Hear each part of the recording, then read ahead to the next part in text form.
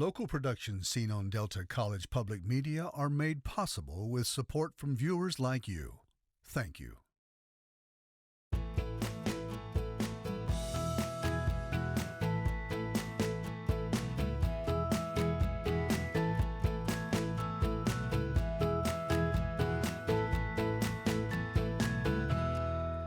Well, good evening, everyone. I'm Mike Redford, and this is the follow-up. Coming up on tonight's show, Michigan schools are facing a serious shortage of workers, from teachers and administrators to bus drivers and other support staff. While rural and lower-income school districts are feeling the biggest pinch, every school is struggling to fill job openings, and it's seriously impacting your child's education. Tonight, we have two experienced educators who work in the front lines of this issue, among many other challenges facing our schools.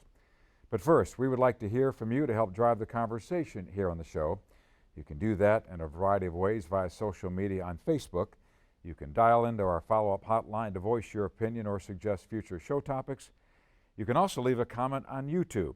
And if you'd like to watch any of our past shows, just log on to deltapublicmedia.org. Now for tonight's special guests, we have Peter Spadafore. He is the Executive Director of the Michigan Alliance for Student Opportunity. Dr. Stephen Bigelow, right in our backyard, the superintendent of the Bay City Public Schools, and a board member with the Michigan Alliance for Student Opportunity as well. So you guys know each other pretty well. Absolutely. This is going to work out just great then. So Peter, let me start with you. Earlier this fall, the Alliance came out with some, I think, sobering findings on our workforce in the schools.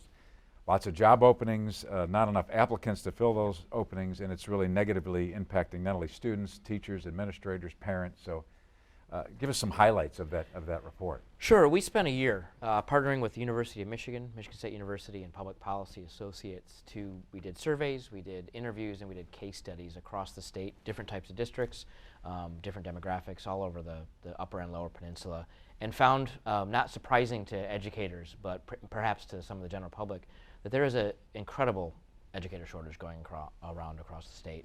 It's very nuanced as how it affects districts. Some districts, they have fewer applicants than they ever have, and some districts have no applicants and they're not filling positions that need to be filled. But what we're seeing is it's affecting every district in the state, and it's not something that I think we're able to solve overnight, and it's going to cause a lot of concern, and it definitely has for our members and our educators that we work with. So we were very thrilled to release the results because it's gotten a lot of attention. It's brought policymakers to the table to talk about ways to find solutions, solve the problem, get more educators in front of our students, and ensure high quality education in every classroom. So there's a silver lining there, is that by highlighting what's going on, we're able to identify the problem and solve the problem, but it's a huge problem to solve. So we came out in September last year. The legislature and the governor pushed really hard for some solutions in the educator shortage space, and we're going to keep trying in the next few years too. So it was a Herculean effort. It involved lots and lots of researchers, lots of hours, lots of time, but at the end of the day, pretty sobering statistics, as you mentioned. Yeah, very much so. So Steve, we mentioned that rural and lower income districts are catching the worst of it. Not that Bay City is rural or lower income necessarily, but every school district is facing this workforce problem. What's your view from Bay City schools? Yeah, we have definitely felt the effects from the teacher shortage aspect, and this is something that we've seen coming for a while, but local universities across the country actually have seen lower numbers of people wanting to become teachers. And so that actually sets up a perfect storm, because at the same time we have a large group of educators who are on the precipice of being able to retire. So we have a large group that's going to be outgoing and not enough people to fill some of those positions. And so we find ourselves lacking in the really hard to fill jobs. We have a German language program, for example. Well, when that German teacher retires, who are we going to find to replace that teacher? Some of the higher math and science areas are difficult, and special education is always an area where we're in need of additional educators. It's not just the classroom educator, though. It's also the classroom assistants, the people who help out. And we're seeing it across the board in education. Certainly bus drivers, that's always a difficult area to find as well. The report findings were not a surprise to anybody, but it's really nice actually seeing the statistics that go behind what we were all observing. So, I mean, staffing shortages were an issue before the pandemic, and now it's sort of escalated post-pandemic. So what are some of the factors? Is it just sort of dwindling resources, lack of funding, educator burnout? Yes, it's all of those Okay. things. Hit them all. Yeah, right. it's all- we're seeing an increased number of staff absences, which results in an increased reliance on substitute teachers, which we're very grateful to have substitute teachers when we can find them, but there's also a substitute teacher shortage. There has been, the pandemic exacerbated a lot of this burnout, a lot of the issues that we're talking about right now. But there's been a systemic sort of devaluation of the teaching profession for one reason or another, and even you hear teachers tell children in their lives not to go into the profession. You hear that over and over again, and we've tried as a state to talk about being a Michigan proud educator and what it is to be sort of go into this calling, but the reality is, without the proper funding to adequately pay these highly qualified and credentialed professionals what they're worth, it's hard to attract people into that profession. And you're seeing a shortage. Dr. Bigelow talks about finding someone to replace that German teacher. That's a very specific position. You're also going to have a challenge finding people to fill most of the positions if we keep counseling folks out of the profession. So it's going to take a lot of reversal, of course, as to how we treat and compensate educators to convince an entire generation that's been told not to go into this profession to come back to this profession. So it's a domino effect, right? So you get substitutes now for vacancies, and now we see other districts poaching other districts' teachers to fill vacancies that they were created because their German teacher has gone. So it's this cycle of a finite resource that's being shared in a space that needs a lot more of that resource. You mentioned bus drivers. Every school district sort of has issues with that. I think before the show you mentioned one school district had to cancel school because there wasn't enough bus drivers, couldn't get them there, and you've dealt with that too, right, a little bit? Oh, absolutely. We Yeah. haven't had to cancel school Right. because of bus drivers, but we're constantly collapsing routes, and we've had to cancel routes and just hope that the parents are able to pick up their kids or make other arrangements. It's been immensely difficult. We do not have a shortage right now, but again, bus drivers, many of them are retirees, so the minute somebody calls in sick, and then you have a couple people who are out ill, now you have a bus driver shortage again. So finding substitutes to cover those. And the training that goes into becoming a bus driver, it's not a simple process either. Right. And so you're asking a lot of somebody for a very challenging position. The report also found there's kind of an increased competition for teachers, right? Widespread sort of teacher mobility.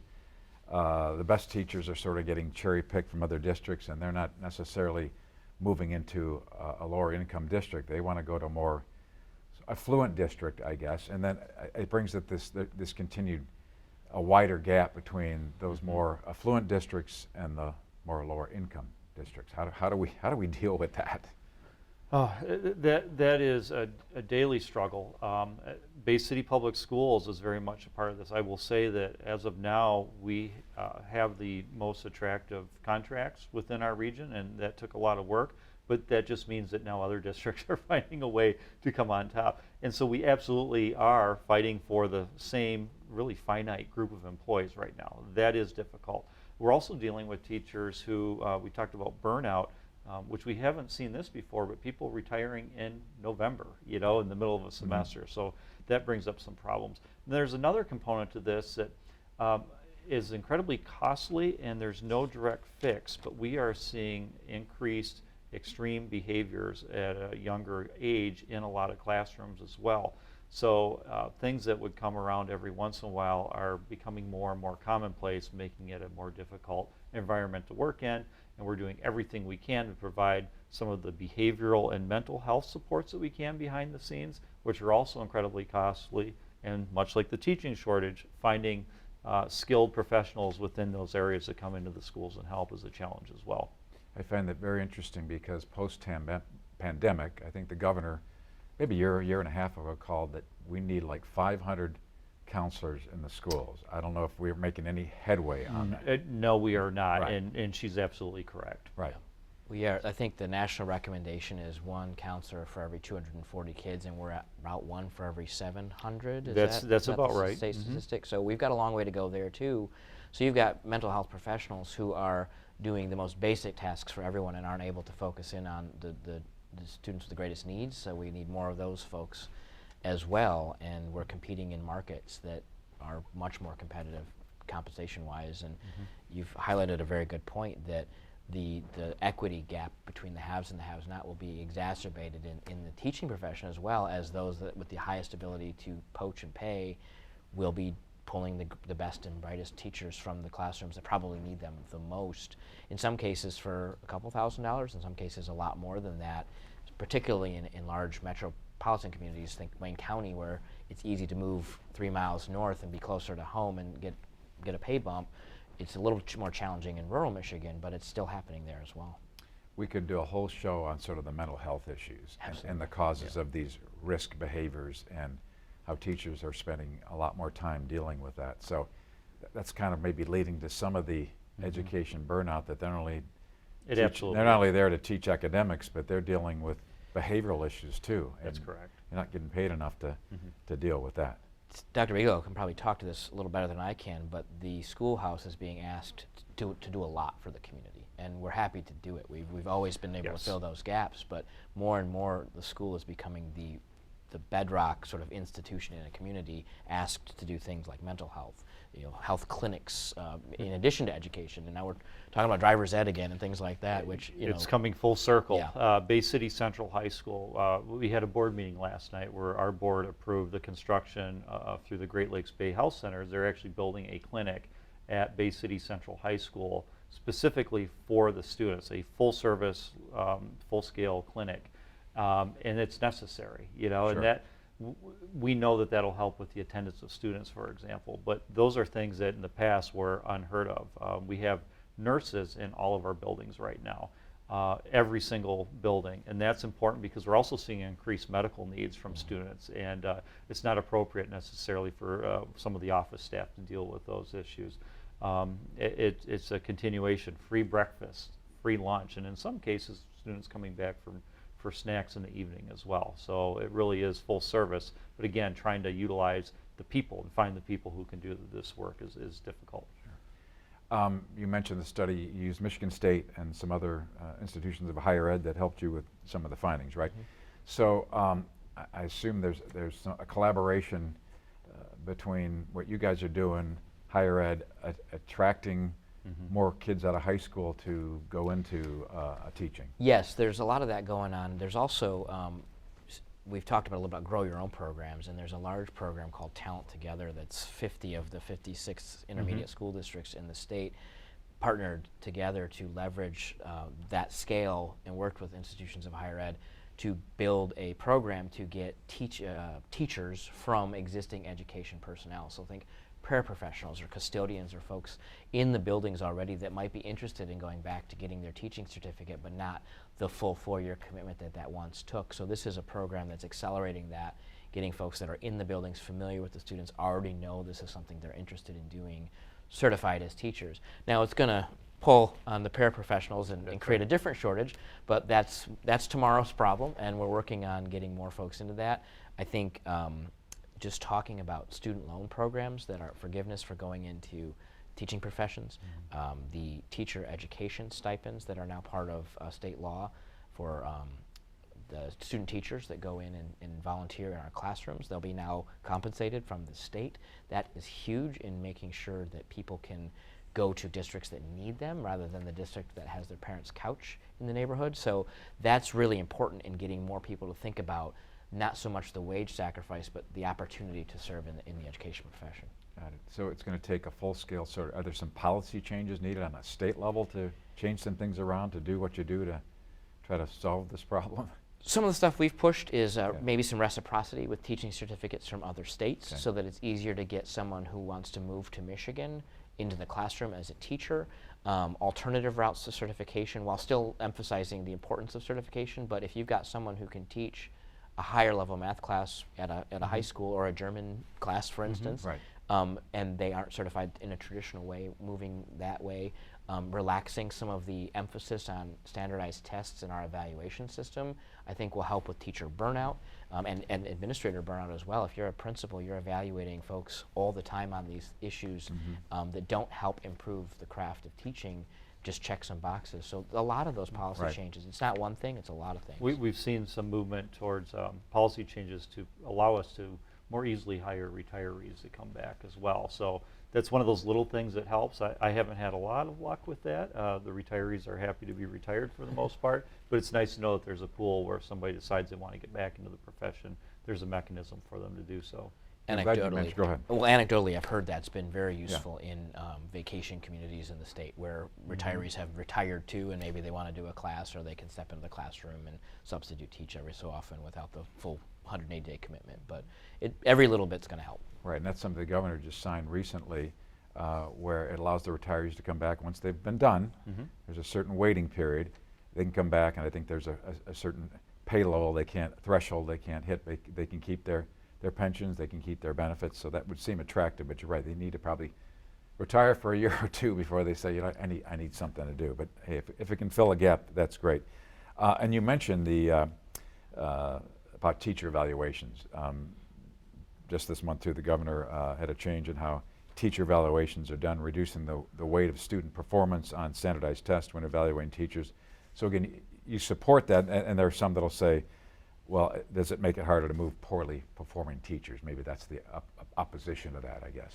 Yeah, there's still an evaluation, and Yeah. you know, Dr. Bigelow knows the ins and outs of the rules, does them on his own, evaluates his staff, but there is still an evaluation that goes on, and there's still a component that is based on student test scores, just not the state test that is one test, one day of the year, and it was weighted at 40% of the teacher's evaluation until the law changed. So it's moved more towards local assessments, local instructional tools, and feedback to the teachers who need it the most. There's even some mechanisms in the law that allows for highly effective teachers to step out of the evaluation cycle for a few years so that the administrators can focus in and mentor educators that need that support the most. So while some critics may say it's sort of scaled back evaluations, it hasn't. What it's done is place an emphasis on meaningful evaluations for those that need it. That's exactly it. The system that we were operating under was enormously cumbersome, and it didn't yield the results that people thought that it would. So it made no sense to continue with the same system. Right.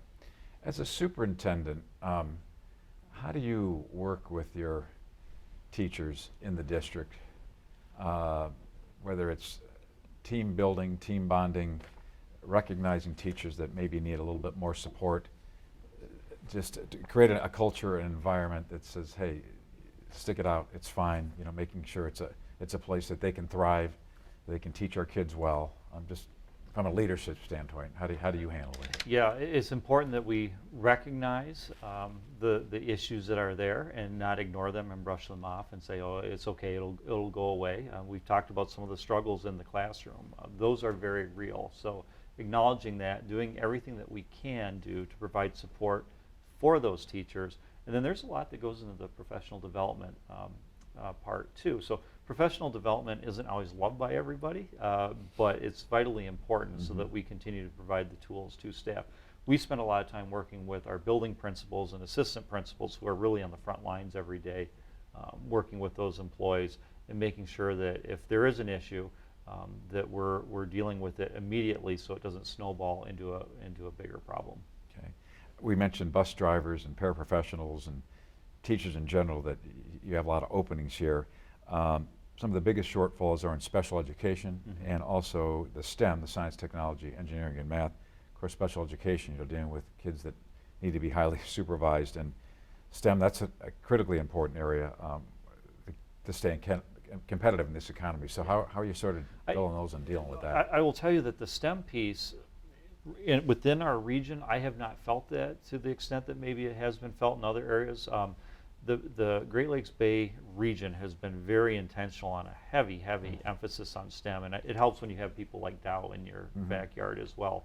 But through our Great Lakes Bay Regional Alliance, Delta College, and SVSU, there's very strong STEM networks that operate programs such as our Chief Science Officers programs that are in the schools within the region as well. So that's been an area where we've seen a lot of success in being able to attract and retain talent. Does school choice have anything to do with sort of our conversation? That school choice movement continues to grow. The statistic I heard recently was 1 in 4 students are now choosing to go to a school outside of their neighboring school districts. So what do you guys sort of make of that growing trend, how it impacts enrollment, and the bottom line, fewer kids in your schools, that's fewer dollars.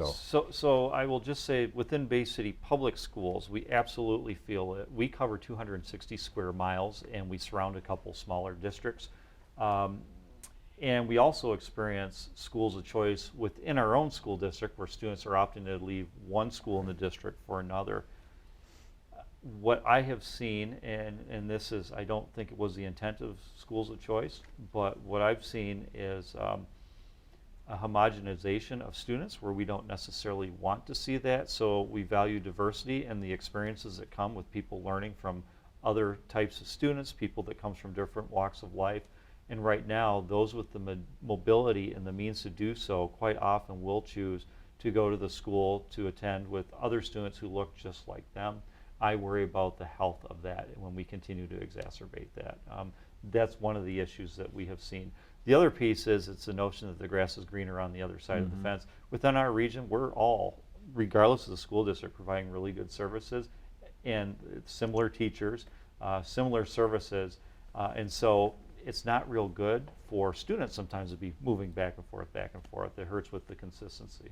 Right, and then you've got to continue to be innovative, create opportunities maybe that other school districts don't. You mentioned something before the show about manufacturing being a focus, getting more kids sort of interested in skilled trades. So you may have a population of students that say, I want to go there because that's where I want to go. That's right, yeah, and the issue is, I will just say, as local superintendents, we actually all work together, and in many cases, we provide services for other school districts as well, which people don't necessarily know about. But there is a competitive piece. I think the competition is healthy because it makes sure that your school systems remain strong. But at the extent where we're fighting over diminished resources, that's where it becomes a problem. Right.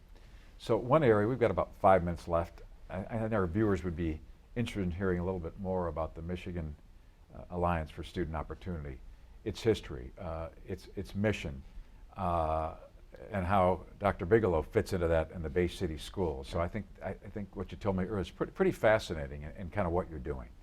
Sure. So the Michigan Alliance for Student Opportunity, of which Bay City is a founding member 50 years ago, 51 now, years ago was founded as the Middle Cities Education Association to represent 13 of the middle-sized urban school districts in the state. So places like Lansing and Grand Rapids, Kalamazoo, Bay City, Saginaw, Flint. They were typically larger urban districts, and that carried through, and they came together to help with research and policy and professional development for districts that were geographically apart, but had a lot of similar interests and shared goals. Over the last 50 years, the populations of those districts have changed, whether they've grown or shrunk from an enrollment perspective, as we just talked about, or demographically they've changed.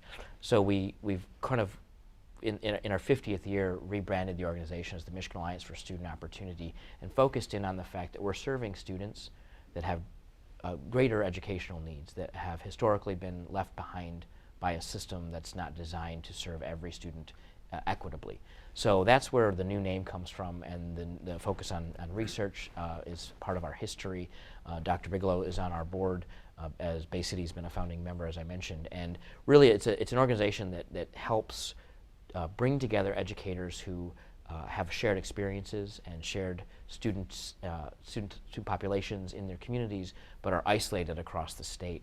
And it's been a great organization to help advocate for equity in education, always been focused on at-risk populations, historically marginalized populations, and policies that help advance educational progress for those groups.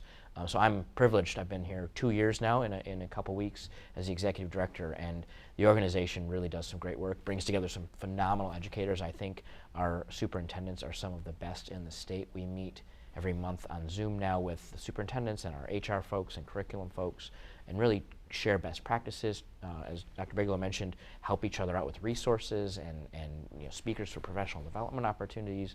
So really, while the superintendents and the school districts are our members, our mission is about the children those educators serve. And those monthly get-togethers, Zooming, bring you great value. Yeah, they're cathartic. Some brainstorming, yeah. Yeah, absolutely. It's an opportunity for me to talk with colleagues who are going through the same issues I am, and They understand it where maybe some of the other local superintendents would not. We look very similar and are grappling with really complex issues, and we're much stronger together as a group. So you guys have been around this education for a long time. Coming out of post-pandemic, how does Michigan stand up? We're not the only state dealing with workforce issues in general, but Yeah. from what you're seeing, people, your colleagues you talk about around the country in the Midwest, where do we stack up when it comes to education in general? I'm in contact with other superintendents from across the country. We predominantly deal with the same issues, overwhelmingly. One of the things that I think is different for many districts in Michigan, including Bay City, is we are getting smaller population-wise, whereas a superintendent colleague of mine in the Phoenix, Arizona area has the opposite problem. He's trying to figure out how to scale up, and we're trying to figure out how to scale down as we become smaller as a community. Peter, your thoughts on that? And while we're talking, I've got your websites on it, the mialliance.com and the bcschools.net, so that if our viewers are watching tonight, looking for some additional information, look to those websites. So I think something I've observed in my 15 or 16 years in this profession is that Michigan usually leads the way on these types of trends. So we've been experiencing a shortage, I think, a little longer than other places in the state. We've had a lot of, in the country, excuse me, a lot of issues that have faced us. They're now going to the district near you in states across the country, which gives me hope that maybe we'll lead our way out of the shortage and some of the issues facing our education system. We're looking good. We're seeing record investments. We're seeing a renewed interest in raising dollars to support an equitable system of funding for schools.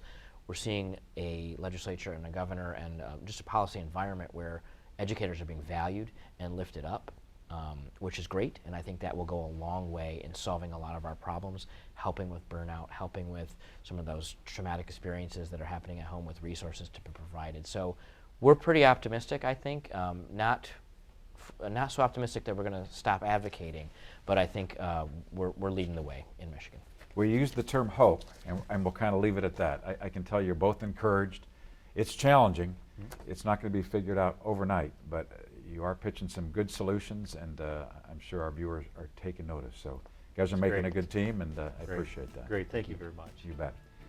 And that's our show for tonight, but be sure to join us again next Tuesday night for the follow-up. Right here, the focus is on climate change and what impact it may be having on our weather extremes.